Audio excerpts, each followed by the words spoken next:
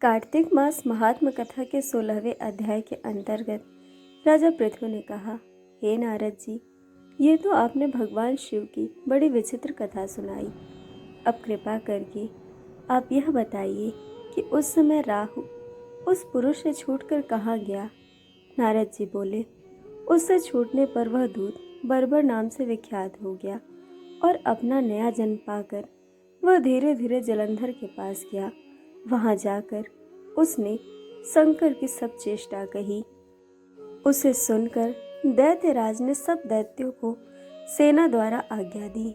काल ने भी और शंभु निशंभ आदि सभी महाबली दैत्य तैयार होने लगे। एक से एक महाबली दैत्य करोड़ों करोड़ों की संख्या में निकल युद्ध के लिए जुट पड़े। महाप्रतापी सिंधु पुत्र शिव जी से युद्ध करने के लिए निकल पड़ा। आकाश में मेघ छा गए और बहुत अपशगुन होने लगे। शुक्राचार्य और कटे शिर वाला राहु सामने आ गए। उसी समय जलंधर का मुकुट खिसक गया, परंतु वह नहीं रुका।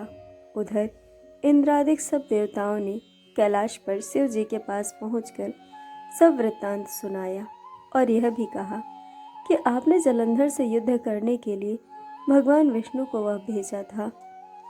वह उसके वशवर्ती हो गए हैं और विष्णु जी लक्ष्मी सहित जलंधर के अधीन हो उनके घर में निवास करते हैं। अब देवताओं को भी वहीं रहना पड़ता है।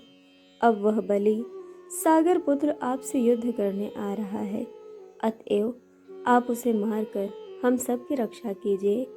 यह सुनकर शंकर जी ने विष्णु जी को बुलाकर पूछा, हे ऋषिकेश, युद्ध में आपने जलंधर का संहार क्यों नहीं किया और वैकुंठ छोड़ आप उसके घर में कैसे चले गए। यह सुनकर विष्णु जी ने हाथ जोड़कर नम्रता पूर्वक भगवान शंकर से कहा, उसे आपका अंशी और लक्ष्मी का भ्राता होने के कारण ही मैंने नहीं मारा है। यह बड़ा वीर और देवताओं से अजय है। इसी पर मुग्ध होकर मैं उसके घर में निवास करने लगा हूँ। विष्णु जी ने इस वचनों को सुनकर शंकर जी हंस पड़े। उन्होंने कहा, हे विष्णु, आप यह क्या कहते हैं।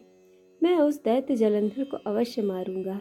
अब आप सभी देवता जलंधर को मेरे द्वारा ही मारा गया जान अपने स्थान को जाइए। जब शंकर जी ने ऐसा कहा तो सब देवता संदेह रहित होकर अपने स्थान को चले गए।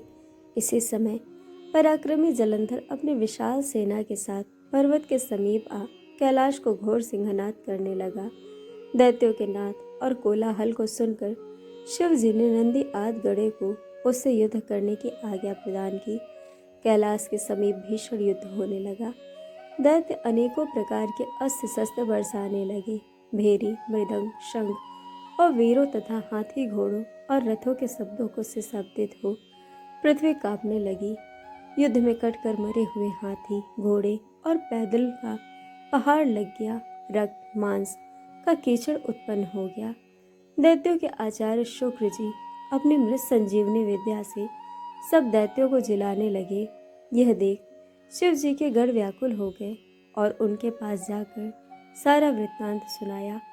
उसे सुनकर भगवान रुद्र के क्रोध की सीमा न रही। फिर तो उस समय उनके मुख से एक बड़ी भयंकर कृत्या उत्पन्न हुई, जिसकी दोनों जंघाएं ताल वृक्ष के समान थी। वह युद्ध भूमि में जाकर असुरों का चवर्ण करने लगी और फिर वह शुक्राचार्य के समीप पहुंची और शीघ्र ही अपनी योनि में उन्हें गुप्त कर लिया। फिर स्वयं भी अंतर्ध्यान हो गई। शुक्राचार्य के गुप्त हो जाने से दैत्यों का मुख मलिन पड़ गया। वे युद्ध भूमि को छोड़ भागे। इस पर शुंभ निशुंभ और काल नेम आदि सेनापतियों ने अपने भागते हुए वीरों को रोका। शिव जी ने नंदी आदि गणों ने भी, जिसमें गणेश और स्वामी कार्तिकेय जी भी थे, दैत्यों से भीषण युद्ध करना आरंभ कर दिया। इस प्रकार कार्तिक मास महात्म कथा का 16वां अध्याय पूर्ण हुआ। दोस्तों, कथा आपको कैसी लगी यह हमें कमेंट करके ज़रूर बताइएगा और चैनल को सब्सक्राइब, वीडियो को लाइक शेयर करना बिल्कुल मत भूलिएगा। वीडियो देखने के लिए आप सभी का बहुत बहुत धन्यवाद। जल्द मिलेंगे कथा के अगले अध्याय के साथ।